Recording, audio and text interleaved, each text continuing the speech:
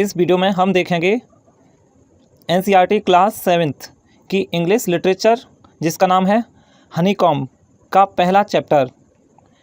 तो चैप्टर 1 को शुरू करने से पहले मैं आज आपको इस बुक का जो टाइटल है हनीकॉम्ब उसका मतलब बता देता हूँ। हनीकॉम्ब इसका मतलब होता है शहद का छत्ता, मधुकोश का छत्ता। तो चलिए इस बुक के पहले चैप्टर को देखते हैं। अब आपको स्क्रीन पर क्लास 7th का इंग्लिश लिटरेचर का पहला चैप्टर दिखाई दे रहा है। चैप्टर का नाम है 3 क्वेश्चंस यानी 3 प्रश्न। तो चलिए अब हम इसको देखते हैं। यहाँ ऊपर आप देखते हैं बिफोर यू रीड। तो चलिए हम यहाँ से इस चैप्टर को पढ़ना शुरू करते हैं और आप इसे ध्यानपूर्वक सुनिए और समझिए। बिफोर यू रीड यानी पढ़ने से पहले।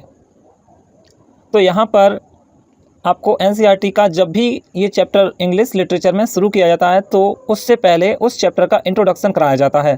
तो वह सब आपको बिफोर यू रीड में मिलता है।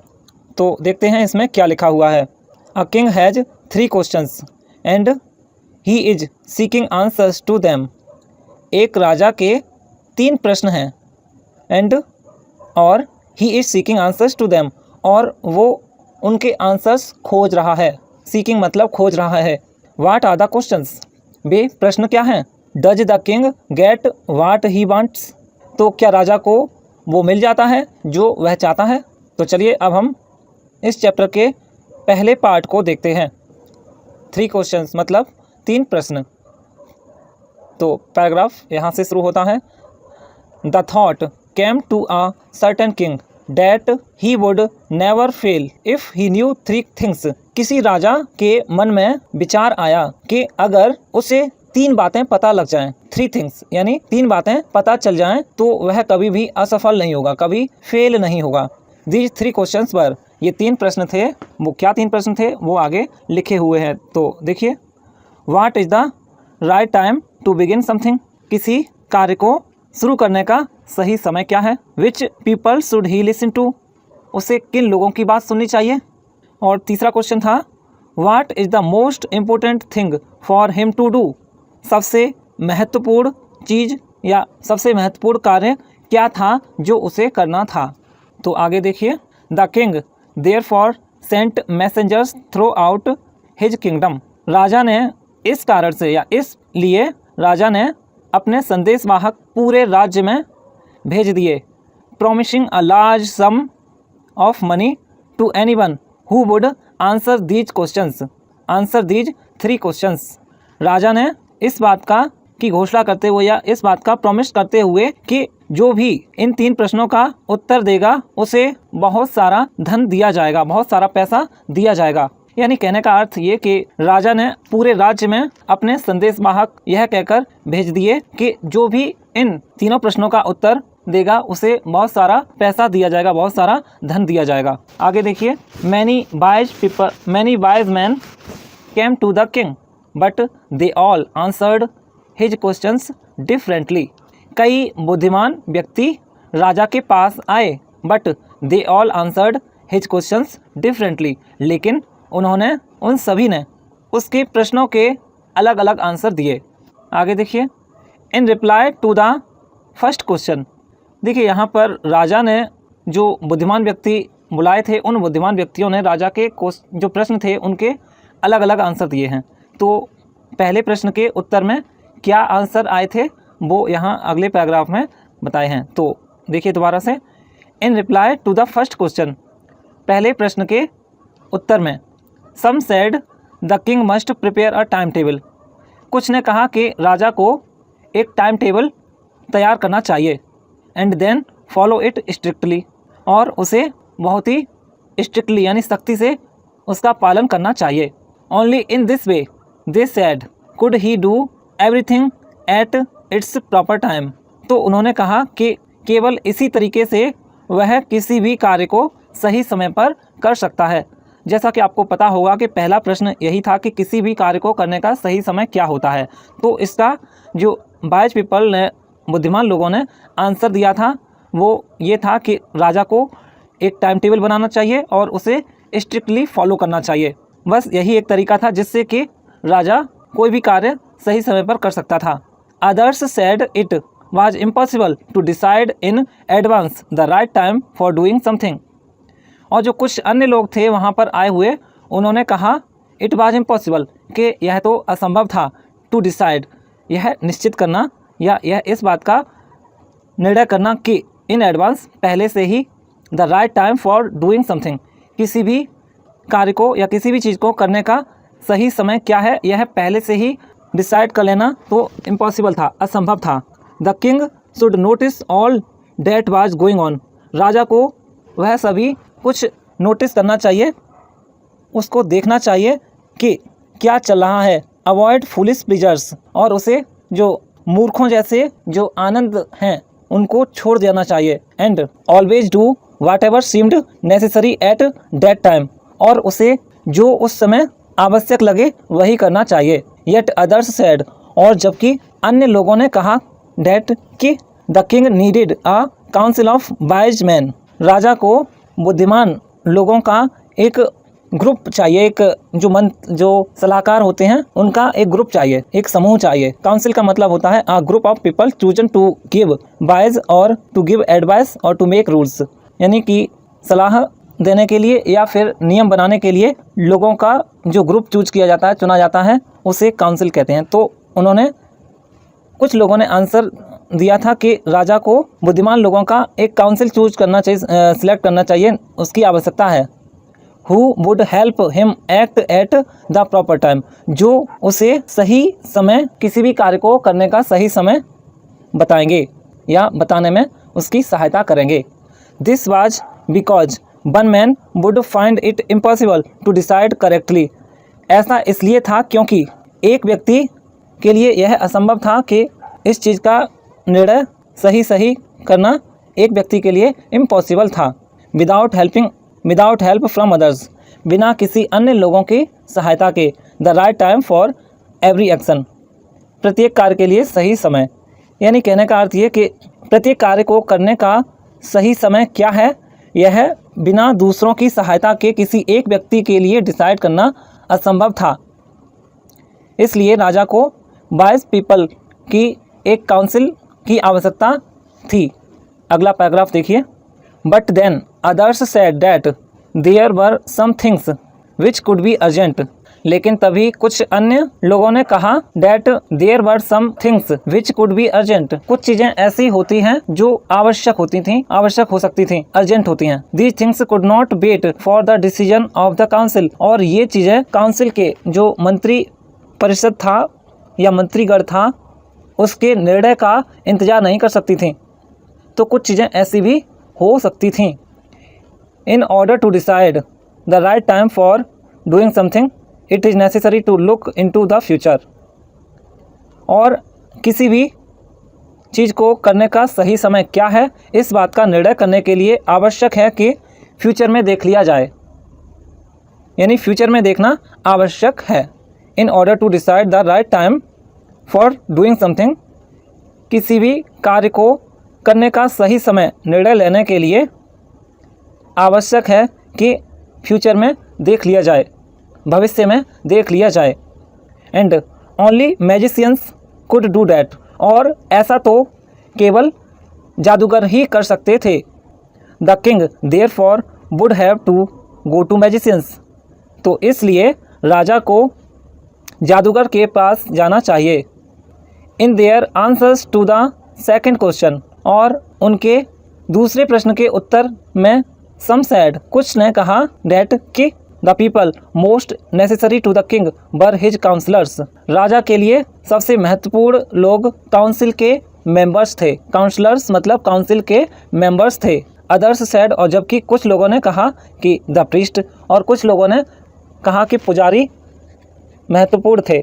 And a few others choose the doctors. और कुछ लोगों ने चिकित्सकों को चुना यानी डॉक्टर्स को चुना.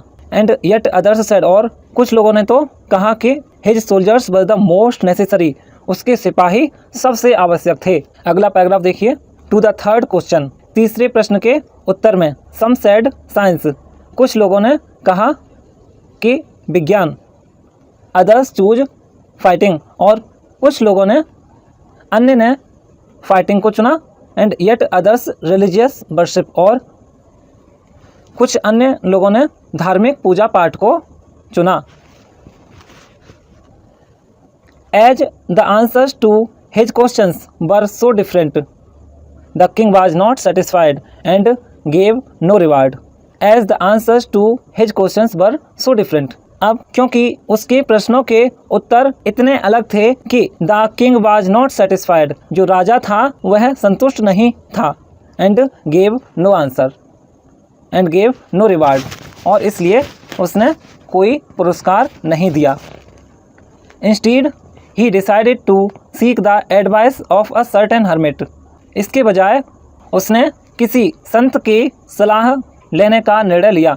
Who was widely known for his wisdom, जो अपनी बुद्धिमत्ता के लिए या अपनी बुद्धिमानी के लिए दूर दूर तक जाना जाता था। The hermit lived in a would which he never left, hermit मतलब संत, जो संत था वो एक जंगल में रहता था। वुड मतलब जंगल, जो संत था वो एक जंगल में रहता था। विच ही नेवर लेफ्ट, जिसे वह कभी नहीं छोड़ता था। He saw one but simple people, वह देखता तो था लेकिन केवल उन्हीं को जो साधारण लोग थे। एंड सो द किंग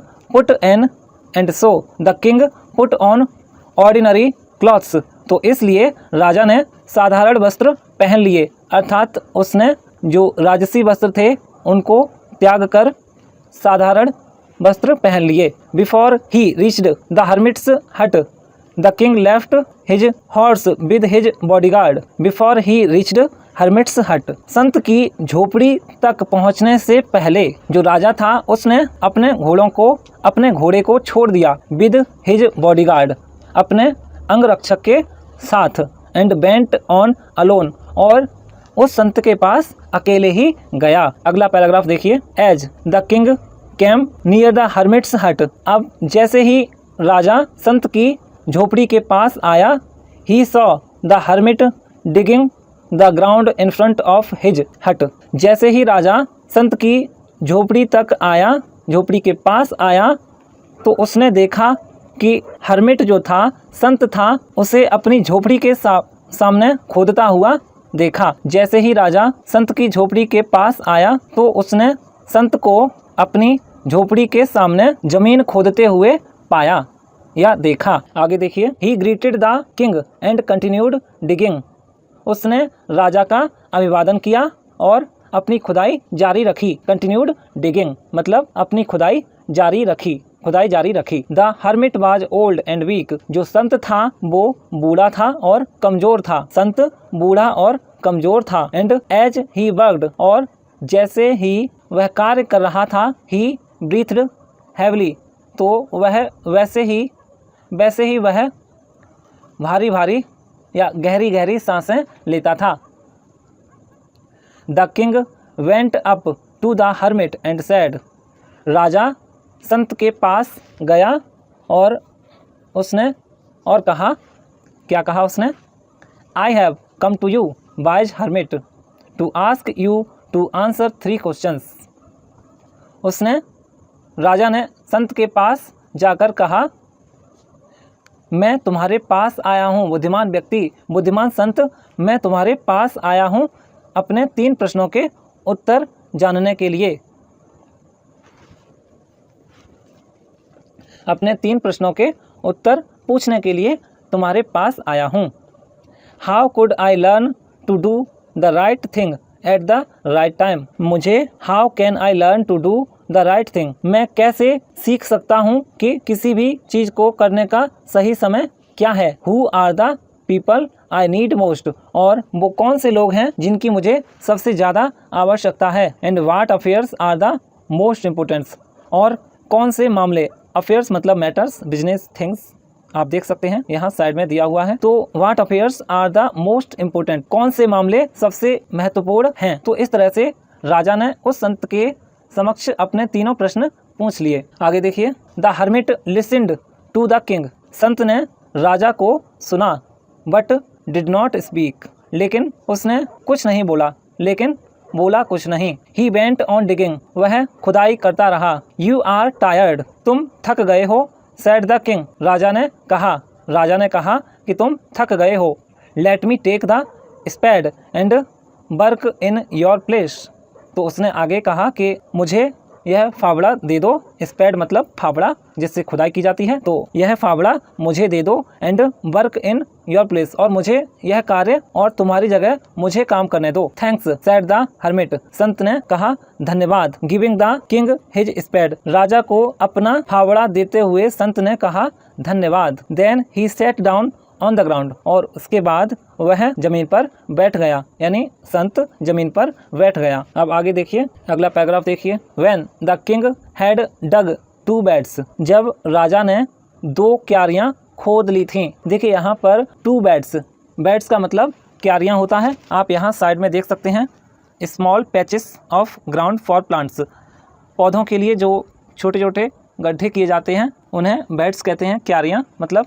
तो राजा ने जब 2 क्यारियां खोद लीं, he stopped and repeated his questions, तो वह रुका और उसने अपने प्रश्नों को दोहराया। The hermit gave no answer, संत ने कोई जवाब नहीं दिया। बट स्टूड अप, लेकिन खड़ा हो गया। Stretching out his hand for the spade, और अपना हाथ फावड़ा लेने के लिए आगे बढ़ाया। Now you rest and let me work, और वह राजा से बोला नाउ यू रेस्ट, अब तुम आराम करो। एंड लेट मी वर्क, और मुझे कार्य करने दो। But the king did not give him the spade, लेकिन राजा ने वह फावड़ा उसे नहीं दिया। एंड कंटिन्यूड टू डिग, और खुदाई जारी रखी। अगला पैराग्राफ देखिए। 1 hour पास्ड, 1 घंटा बीत गया। देन अदर, और फिर उसके बाद दूसरा। The sun bent down behind the trees, जो सूरज था वो पेड़ों के पीछे छिप गया था। And at least the king stuck the spade into the ground, और and at last the king stuck the spade into the ground, और अंत में राजा ने फावड़े को जमीन पर रख दिया। एंड सेड, और कहा, क्या कहा उसने? I came to you wise man for an answer to my questions, उसने कहा आई केम टू यू, मैं तुम्हारे पास आया हूँ बुद्धिमान व्यक्ति, for an answer to my questions, मेरे प्रश्नों के उत्तर जानने के लिए मैं तुम्हारे पास आया हूँ। अर्थात उसने कहा कि बुद्धिमान व्यक्ति, मैं तुम्हारे पास अपने प्रश्नों के उत्तर जानने के लिए आया हूँ। If you can give me know answer, अगर तुम मुझे कोई जवाब नहीं दे सकते, यदि तुम मुझे कोई उत्तर नहीं दे सकते, टेल मी सो, तो मुझे वैसा बताओ। And I will return home, और मैं घर वापस लौट जाऊंगा। Here comes someone running said the hermit, उस संत ने कहा देखो वहाँ कोई आ रहा है दौड़ता हुआ, यानी संत ने कहा देखो कोई दौड़ता हुआ आ रहा है। तो इस तरह से ये इस चैप्टर का पहला पार्ट कंप्लीट हो जाता है। हम अपनी अगली वीडियो में इस चैप्टर के दूसरे भाग को एक्सप्लेन करेंगे। यहाँ देखिए, इस चैप्टर के पहले पार्ट के कंप्लीट होते ही यहाँ पर नीचे कुछ कंप्रेंशन चेक दिए हुए हैं। यहाँ कुछ जो इस पैराग्राफ से संबंधित आपने जो सीखा है उससे संबंधित कुछ प्रश्न यहाँ पूछे गए हैं, तो मैं इनको एक्सप्लेन कर रहा हूँ, आप इनके जवाब देने का प्रयास कीजिएगा। Why did the king want to know answers to 3 questions, जो राजा था वो 3 प्रश्नों के उत्तर क्यों जानना चाहता था? आपको पता है वो क्यों जानना चाहता था। अगला प्रश्न देखिए। The messengers were sent through out the kingdom, जो संदेशवाहक थे वो पूरे राज्य में भेज दिए गए थे। क्यों भेज दिए गए थे? टू फैच वाइज मैन, बुद्धिमान व्यक्तियों को ढूंढने के लिए, तलाशने के लिए। To find answers to the questions, प्रश्नों के उत्तर ढूंढने के लिए। या फिर to look for the wise hermit, बुद्धिमान संत को देखने के लिए। या फिर to announce a reward for those who could answer the questions, या फिर जो प्रश्नों के उत्तर दे सकते थे उनको पुरस्कार देने की घोषणा करने के लिए। मार्क योर चॉइस, अपनी चॉइस को मार्क करें। आज के लिए बस इतना ही। इस चैप्टर के दूसरे भाग को हम अपनी अगली वीडियो में एक्सप्लेन करेंगे।